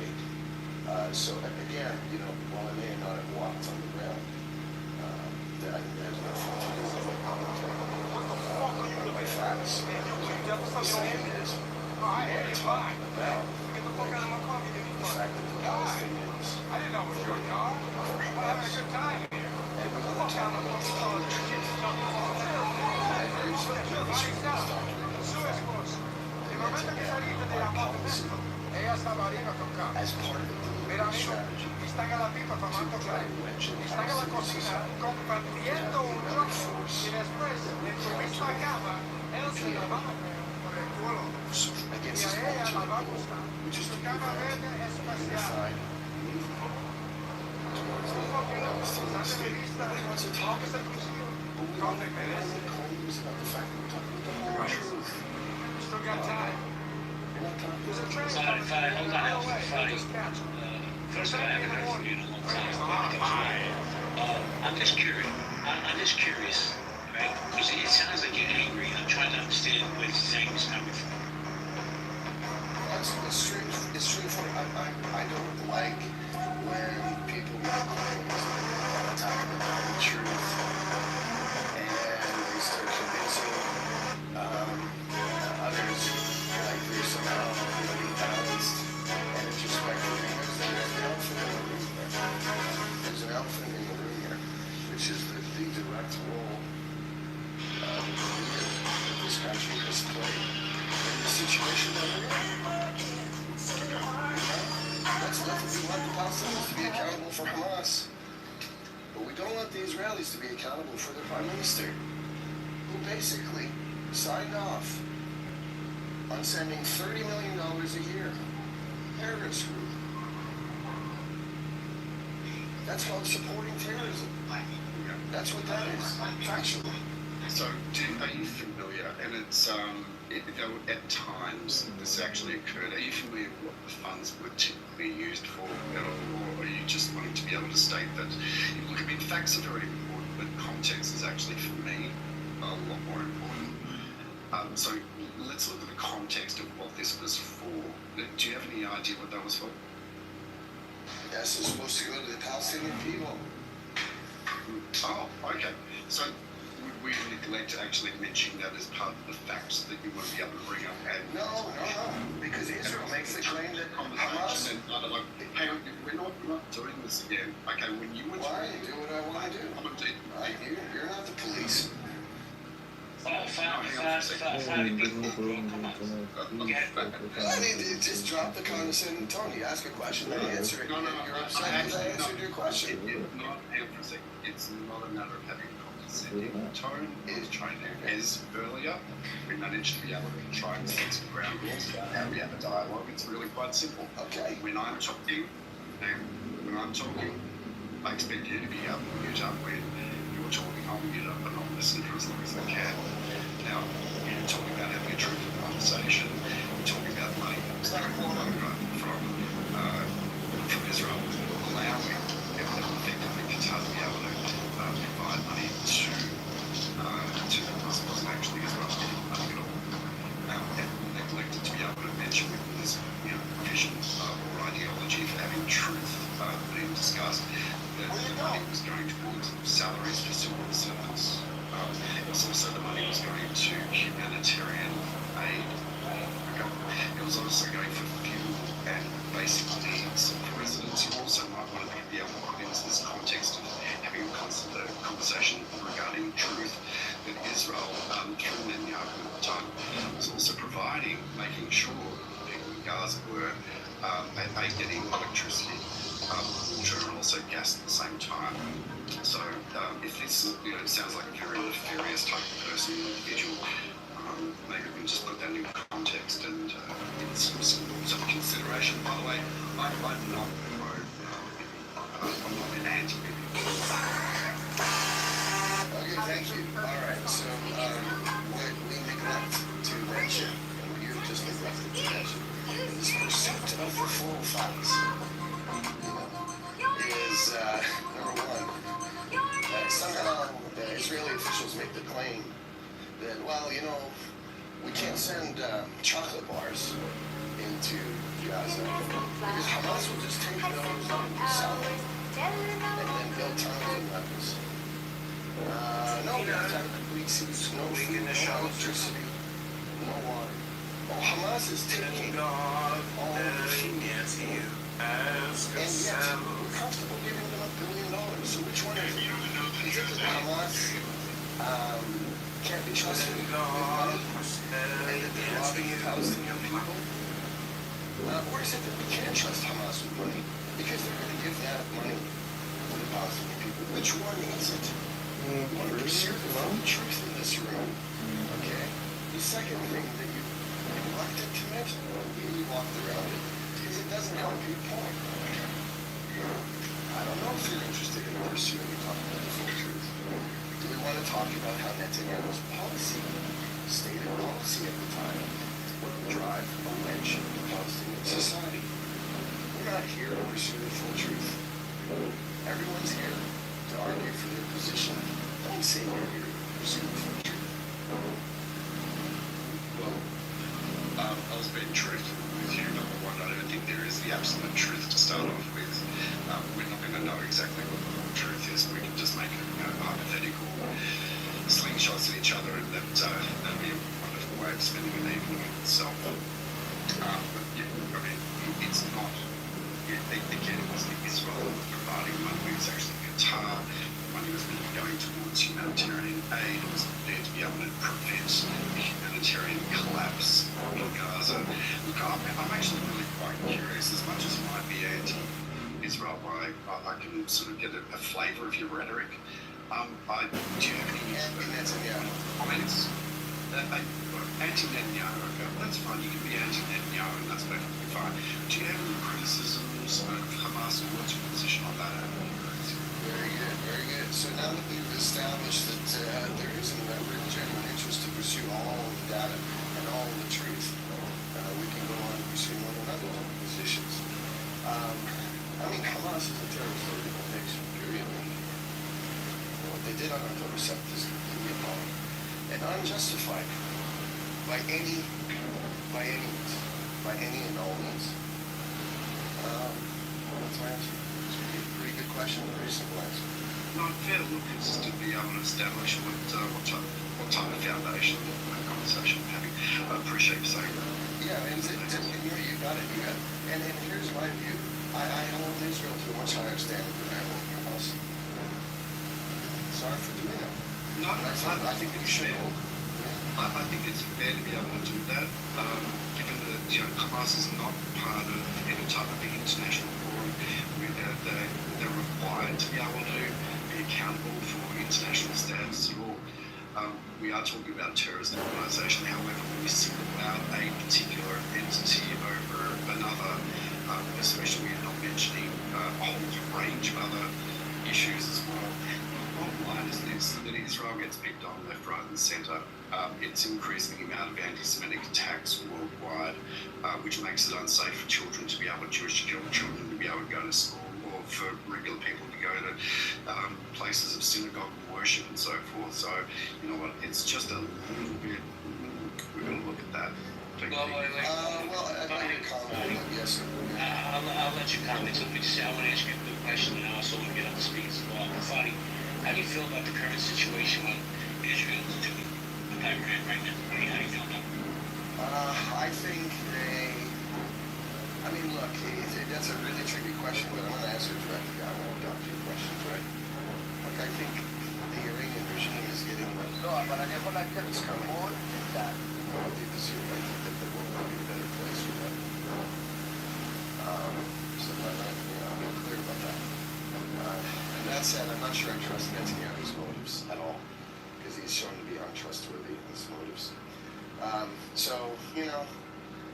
The guy launches a strike 3 days or 4 days before a negotiation.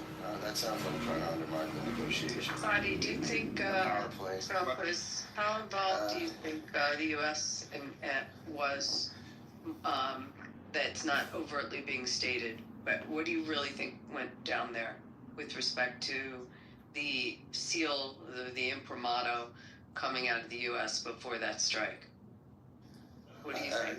I think it's a leverage play. I think they just want to try to create maximum leverage. No, I'm asking what you think went down, what discussions happened, what approval. You think Israel could do that without the seal of approval coming out of not just the State Department, but also coming out of like Senate Foreign Affairs, etc. I think that. No, I believe to answer your question, I believe that I mean it's almost like irrefutable that Trump knew before. But he said he knew before. He's already come out and said that. I'm asking how much of an approval and how much involvement do you think? Full and complete approval, and I think that and involvement. I think it's a coordinated strategy to create maximum leverage. All right, hold on. Negotiation. Fine, let me set up. Ryan, give me a second. Let me set up a back to him because now it's going to start becoming an echo chamber. But Ryan, you want to jump in? Go ahead. Yeah, look, a quick question for this guy, Fadi. Fadi, you're in Lebanon, is that correct? Grew up there, born there. Yeah, cool. Well, I hope the family's okay over there. Just curious, would you agree with this statement? Israel is doing humanity a favor by dealing with Iran right now. Depends on how they deal with Iran. Right now, in their kind of more precision strikes and not dropping bunker busters in the middle of capital cities like they did in Beirut. Yeah, like right now, yes, but they've shown the ability to not do humanity a favor as well. But right now, the answer is yes. So given that they've been able to do precision strikes against Iran as it is with very minimal civilian losses, why do you think that would be any different in terms of their culture within the IDF to be able to do the same thing with Gaza out of curiosity? Perhaps the question, ask it a different way. Like ask it in a more controversial way. I'll just straighten it up, okay. Given that the IDF in Israel has shown that it's capable, not just in Iran, but also in Lebanon with Hezbollah, to have strategic targets that don't take out and minimise casualties, why do you think that would be any different when it comes to I stood by him at graduation. The fact pattern was different. He was a beauty. So I think you're asking me, hey, look, they were kind of the conflict was a good army against Iran. So why was it a good army against Gaza and the Lebanese? The evidence makes me see and much these days what I see. Like an island. My read part of my let's see what they do next. I see this beautiful island shining with its fog. Every house financed by one of them. In the middle of the capital city. Because in Lebanon, they celebrated to the fact where that they ordered, they gave the president a gift of a golden pager. They celebrated the fact that they just implanted a device. Okay. In a society where somebody could be on a bus, somebody could be in a shopping mall. Imagine this. You're just walking around in the U.S. and you're on a bus, you're in a taxi, in a shopping mall, and the guy beside you pulls up. That's terrorism. Yes, it was focused and it was targeted against those people. Those people are society. So we have 50,000 Palestinians dead. They have thousands of buildings in Lebanon where there was one or two low-level Hey, the top or the bottom. building, and 80 innocent women and children. And so anytime we talk about the heavy-handedness of the What we're watching unfold right now is not the beginning of the conflict. It's the culmination of over 4 decades of aggression against the Islamic Republic of Iran and an outlook of one simple fact. Israel will not allow the genocidal regime has announced its intention to destroy Israel to acquire the intention to undermine the geopolitics of the entire region finally exploded into not a bad Give me a chance to land this plane. But Fadi, I just want to say one thing. When I was growing up, and to this day, why I won't go to Israel is because of all those terrorists that are on buses grew up in as civilians. But Fadi, go ahead, land your plane. I know CEO wants to jump in. Yeah, thanks, man. So, I guess I'll just land the plane by, there was something that Ro kind of touched on almost feeling like I was sort of isolating a few examples. I actually, for those that know me, they know how outspoken and critical I am of my own country, my own society, other Arab societies. But what I'm doing is pointing out the hypocrisy that was happening for moments in this room, where nobody was taking the position I was taking, yet we were all patting ourselves on the back for the full truth in all the data. That's it. Thank you, Fadi. Everybody, hold on, please. Because I know CEO has been trying to jump into like a half an hour. No, that's all good. Very quick. Look, yeah, thanks. Thanks, man. Appreciate it. Look, I'm just curious. Are you more outraged with Israel's pinpointing using a bunker buster bomb, or are you more outraged about the Lebanese government allowing and enabling a terrorist organisation to be embedded within the civilian population? I'm going to repeat the question. My audio cut off. I think you said, are you more outraged by the fact that Israel dropped a bunker buster in the middle of the capital city in Lebanon, or are you more outraged by the Lebanese government allowed Hezbollah to prosper? Well, prosper is one thing, but the point is that they allowed a Islamist terrorist organisation to embed themselves within the civilian population. Are you outraged more about that, or the fact that Israel was using a bomb in the middle? I'm out, and it's a tough question. It's like, do you want to get punched in the face, or do you want to get kicked in the nuts? Yeah, well, I mean, like, I don't know. Like, my answer, I don't like not answering questions, but my honest answer is, I'm outraged by both. Like, I can't pick one. I'm just going to nail this off and I'll be passed on. But just consider for a moment, okay, that Israel would not have had the need at all to be able to utilise that weaponry within the civilian population if the Lebanese government did not enable Hezbollah to be embedded within the population itself. I'll leave it to you. Okay, can I respond to that, Jay, and then I'll stop? No, it's not, Fadi, listen, you're more than welcome to respond. But let me just say this, I'm going to go CEO, go on, and I'm going to hand the room off to Rohan. Yeah, that's Chief. Thank you. In this room, evidently, of the last few minutes, we're interested in pursuing the full picture, all the data. That's what's been stated in this room, and I think everyone's nodding, going, yeah, that's what we want to do. So what Rohan just did is, again, another example of how we don't have to do that. It's hard for, I'm criticizing myself, we don't actually do that. He said, well, consider the fact, to just summarize, that Hezbollah's around because of the Lebanese government. So, but yet, again, he just stopped short of this thing he claims he wants to pursue, which is the whole truth. Hezbollah was in response to an IDF occupation of southern Lebanon for 15 years. Hezbollah did not exist before the IDF decided to go into southern Lebanon because the Palestinians were throwing bombs across the border and hang around for 15 years. Very dishonest, Fadi. Very dishonest. JB, I'll turn it over to you. I refuse to talk to El Normo. Normal, hold on. Let's go to CEO. And Fadi, listen, if we have a good faith conversation, I welcome everybody in my space. Try to have a civil dialogue with Norm. Norm, be respectful to him. No, I got you. They're going to room after Norm goes. CEO, go ahead, I'm actually going to be heading off to bed fairly shortly. It's almost 1:30, but I just want to say thanks for the room. Great conversation. Take care, brothers. Well, we miss you, man. I'm glad you're back. Can I see you? No, I wanted to echo the sentiment that Rose said before you leave, bro.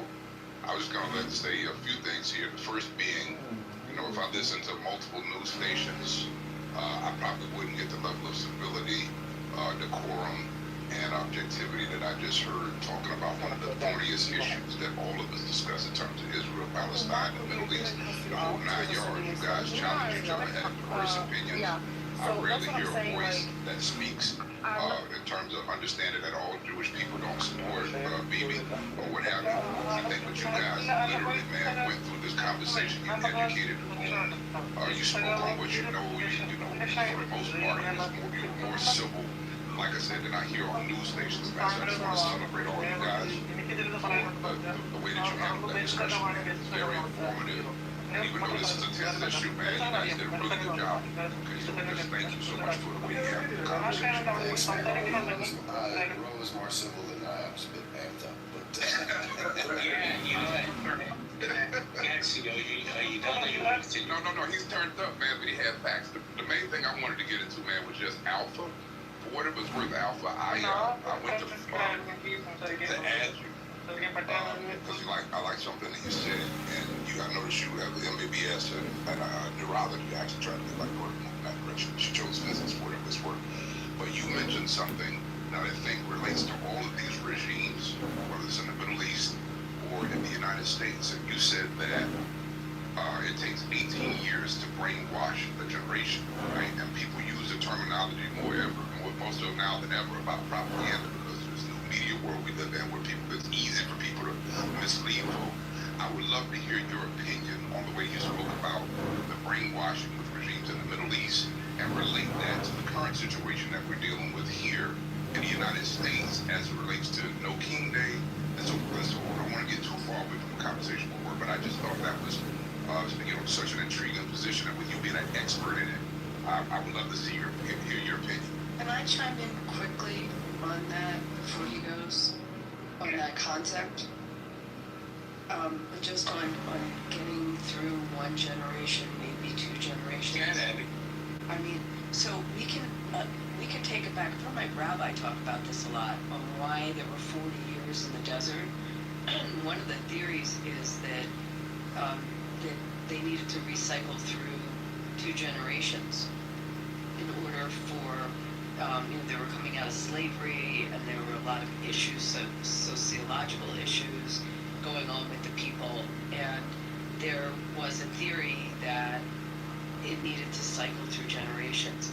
I know when I've spent time in the Middle East, especially in countries that are now making big leaps and changes culturally, that they say it's going to take like probably 1 to 2 generations to completely turn that culture, or to turn the culture to be accepting of the changes they're making.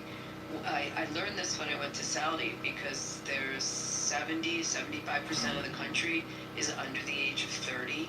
So they're believing that they're going to be able to take this younger generation and have them accept women being included in everything, and a guardianship, and just an entire change in the culture. So I just wanted to add that, because I think it's not a new concept, and if I could find where the sermon was, where they talked about why we were there for 40 years, but it definitely related to that. So I'm sorry, go ahead. Okay, thank you, Abby. Before we go, let me just say this, and it's going to be a polarizing statement. Everybody knows I'm a Zionist, pro-Jew all the way. But the mentality that I see is that when you kill somebody's mother, brother, uncle, whatever is going on over there, whoever's dying, the next generation is not going to forgive. You can't wipe that out.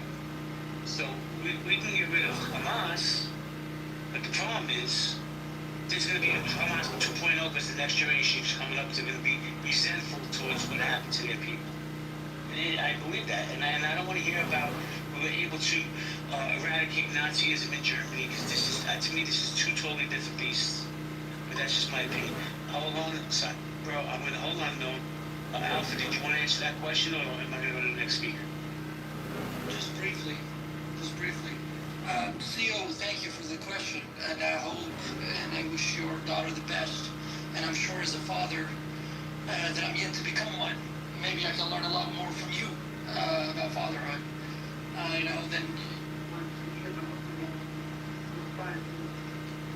If you look at, for instance, the prefrontal cortex, which is one of the latest additions to our brain, in the past, hundreds of thousands of years, at least 100,000 years of our, migration out of Africa, and when I spoke about the 18 years, you just need 18 years to brainwash a generation, and how propaganda works, whether it's state propaganda or whether it's an organization's propaganda. You can study this through studying different cults, or you can study it by anecdotal evidence. For instance, I'll give you an example.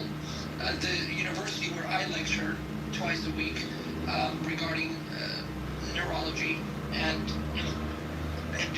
cognitive neuroscience. There was a family, two migrants. Okay, they were both sisters, and they had just graduated, and they were from Afghanistan, right? So we got to know each other, and one of them approached me one day asking for help because she wanted to know if there's a venue that they can rent to basically hold a wedding.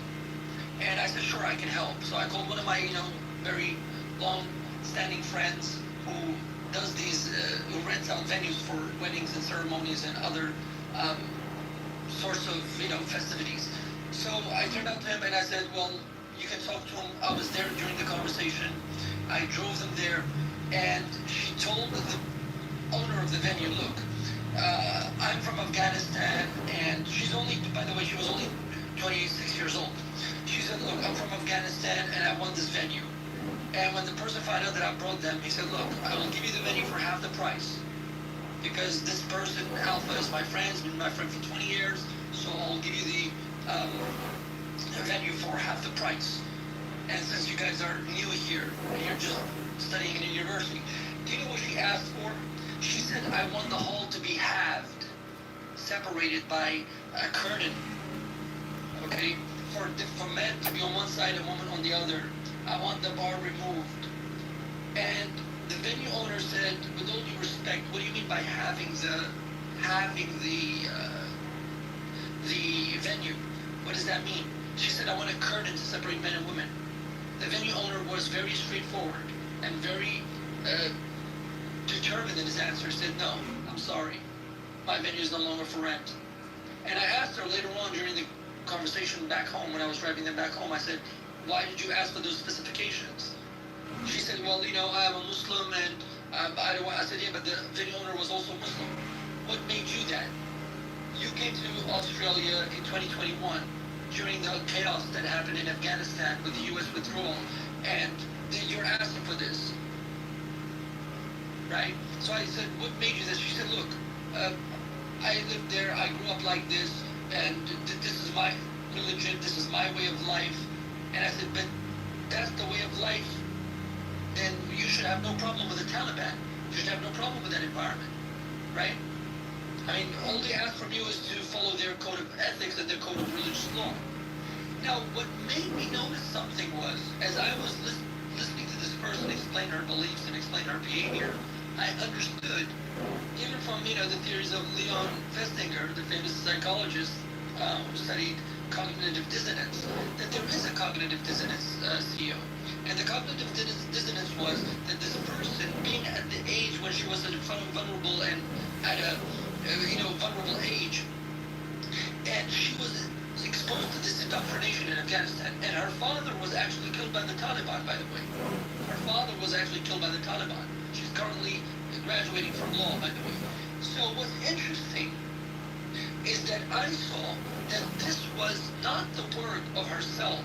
She was simply a victim of indoctrination because the Taliban have been in power for so long. And the region where she comes from is completely Taliban related, and she comes from a Pathan, or should I say Pashtun background. Do you see? So if you study the different forms of indoctrination, okay, it's happening. Even in the United States right now, many people are indoctrinated to believe that the government is pure evil instead of them teaching them civil disobedience. No, they teach them that the government is evil.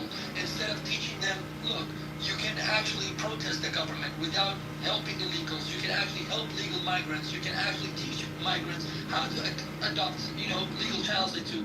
But no, what we have taught, unfortunately, and there are activists and I'm sorry, I need you to land. I'll end with this.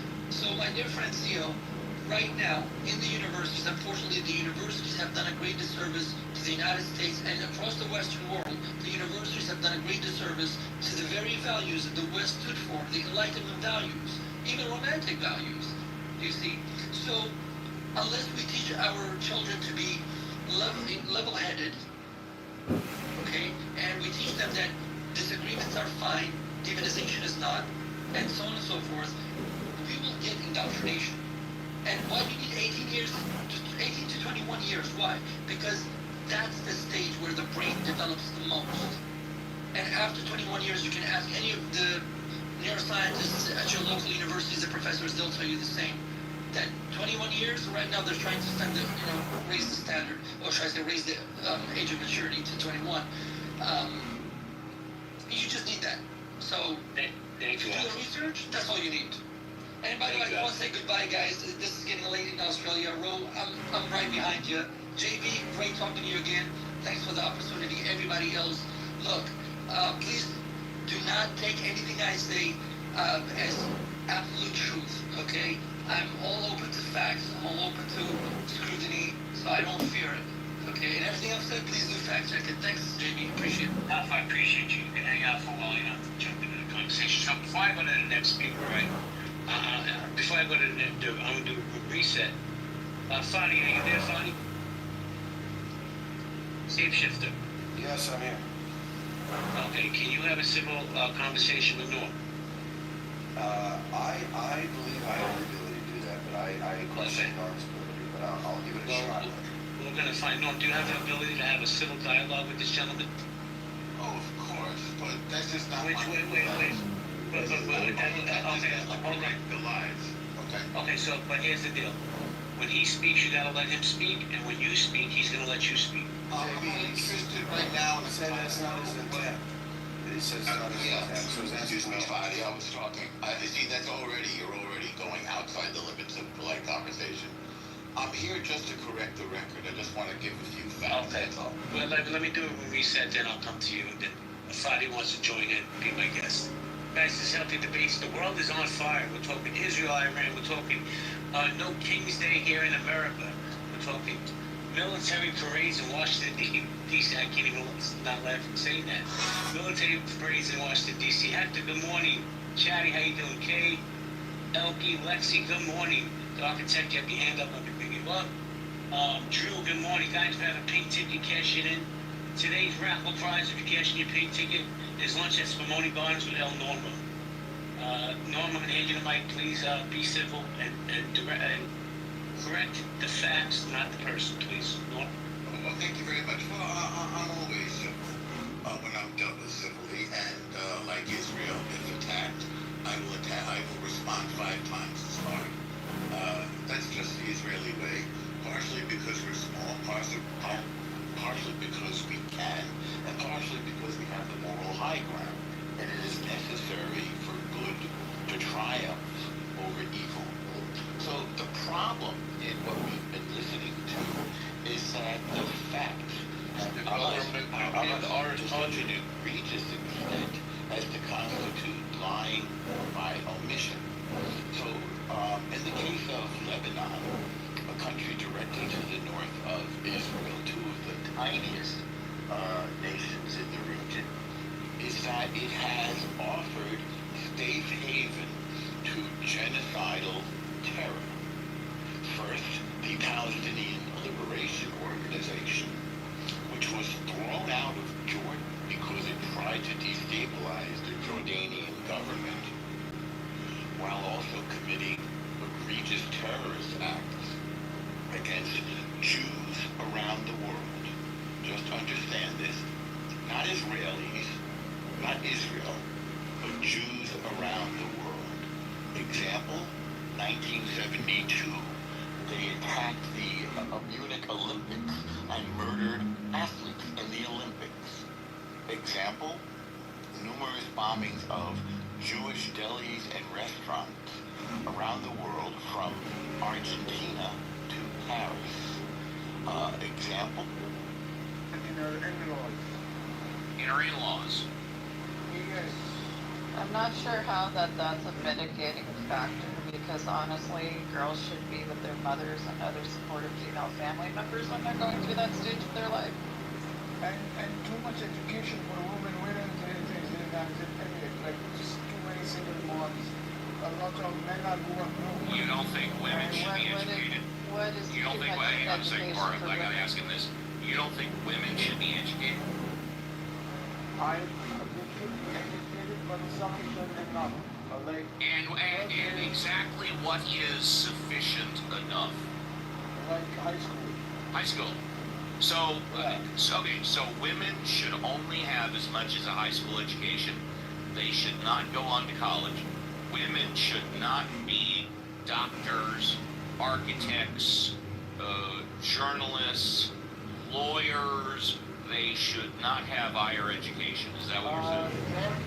George Washington was a fourth standard field guy, and Lincoln was fifth standard field guy. He became president of the United States. What does that have to do with Of America in a wheelchair that they shot in the head and pushed overboard. This is the organization that Lebanon permitted to live and function and attack Jews in Israel for years. They are a genocidal organization. It is inherent in their mission to destroy the state of Israel. That's genocide. Lebanon provided safe haven to this group. If you're winging into off-road items or are looking for items to furnish your new place, check out Clarence. Recently we found a new one. Located as to the smallest stone on the was back to those incense altars. Each altar had a slight dip carved into its surface, within those shallow indentations sat hard lumps of dark organic residue, clearly remnants of some kind of burned or melted material. Back in the 1960s, an early attempt to analyze the substance suggested it might include animal fat, but the findings were inconclusive and never officially published. For years, scholars were content just calling them incense altars and leaving it at that, even though no one had identified what exactly was being burned on them, until in 2020, when a team of researchers conducted a detailed chemical analysis. They carefully scraped tiny samples of around 5 milligrams from the base of each deposit, and then used gas chromatography and mass spectrometry to study the samples. These are standard tools in chemical archaeology and are excellent methods for detecting plant compounds that can survive for millennia under the right conditions. To avoid any contamination, they repeated the sampling independently at 2 different times in several targeted military operation, perhaps in military history, the destruction of the leadership of Hezbollah, and only cares to mention that they were embedded in a civilian area in Lebanon. Again, Lebanon allowed this. They are culpable. I am sorry. And neglects to mention the perhaps million dead Arabs and Sunnis murdered by this organization. They are lying by omission. Israel successfully, in the past year, in case you didn't know, decapitated and castrated this terror organization responsible for so much death. And that is why Israel was in Lebanon, first to destroy the PLO and then to defend against a second genocidal terrorist organization called If Lebanon does not provide a safe, comfortable, cozy haven for genocidal terror organizations, then they won't be attacked by the targets of genocide. I need you to land, please. Can I respond? I'm not interested in talking to you. Neither am I. I'm not interested in talking to you. I'm talking to you. Then we don't need to hear you respond. Wait a second,